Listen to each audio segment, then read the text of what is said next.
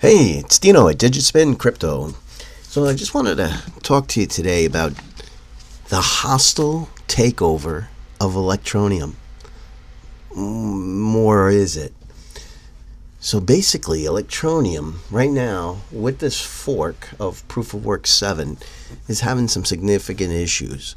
With that hash rate being so high, it's taking a heck of a long time to try to get any blocks.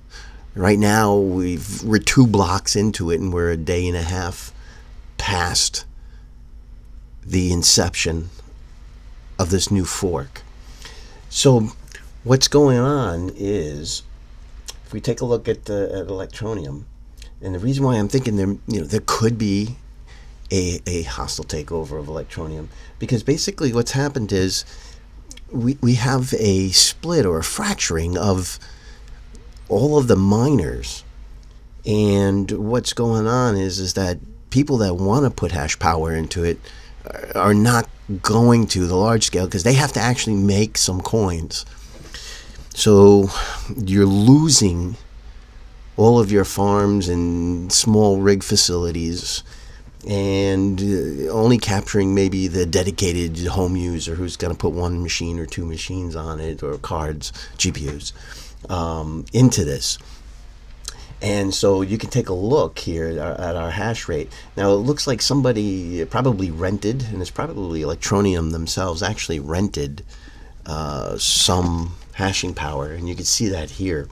But for the most part, we're running around 5 to 2 kilohash, and and I have 2 GPUs in the mix, just because it feels the right thing to do, and I have a vested interest in the Electroneum coin. But with this, it's going to take a while. As you can see here, Nanopool did score at 8 o'clock this morning, a block.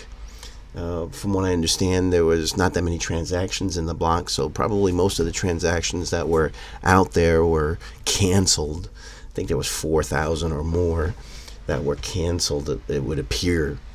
And so we did score, and that brought us to the 502 block. But the issue is, with nobody out there, could this be the collapse of the Electroneum coin? And if you're not going to have any hash power out there, these blocks are going to take probably 12 days to clear out. And in 12 days, a lot can happen.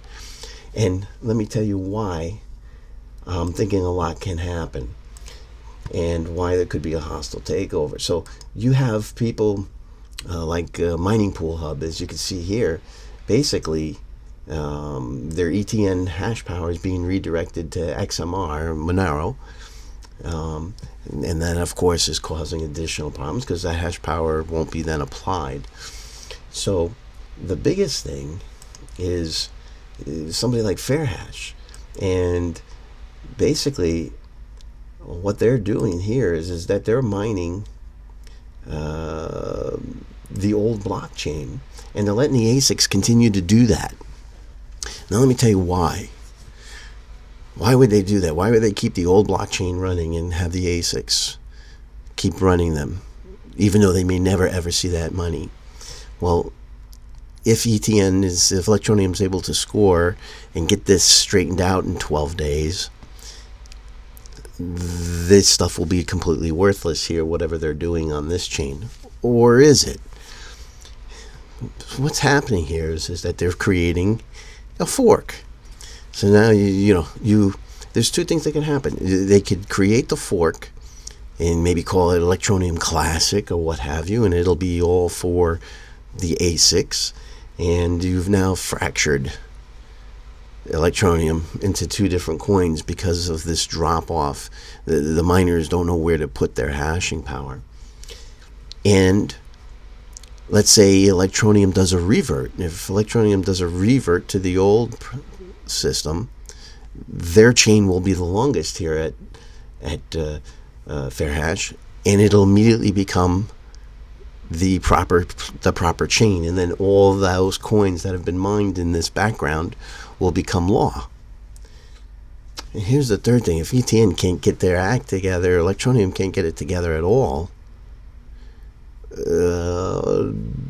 Fairhash can take this chain and call it as the original, the one and only, the Electroneum, and do a hostile takeover of Electroneum itself.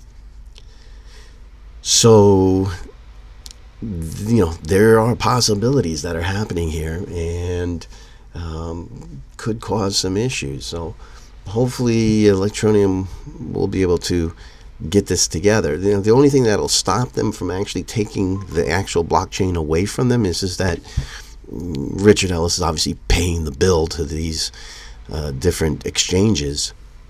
But it really comes down to where the miners, if nobody supports ETN and nobody mines it because they can't, there is no blockchain. And if this becomes at Fairhash the actual chain, then that actually makes it and becomes the ETN network. Now, since Richard Ellis is paying the bill at the exchanges, they're going to go to him. So that's the one caveat. And they own the patent pending. But otherwise, there's no difference. And wherever the miners put their power behind is what ends up usually being the blockchain. So it's sort of like the war with Bitcoin and Bitcoin Cash, where they're beating each other to death over who actually is the blockchain.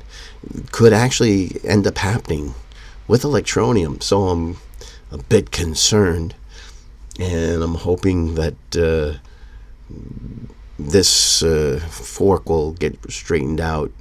But in 12 days, if it takes 12 days, a lot can happen. A lot of discouragement can happen, and that's a long time in crypto. So tell me what you think. Write it down in the comments below. I'll answer those. And since we're a new channel, please subscribe. Give us a like. We'd appreciate anything you could do. We're just trying to get our feet off the ground. We're still building our studio. So we'll keep going at it, and hopefully you'll come back and see us again. Appreciate it. Thanks.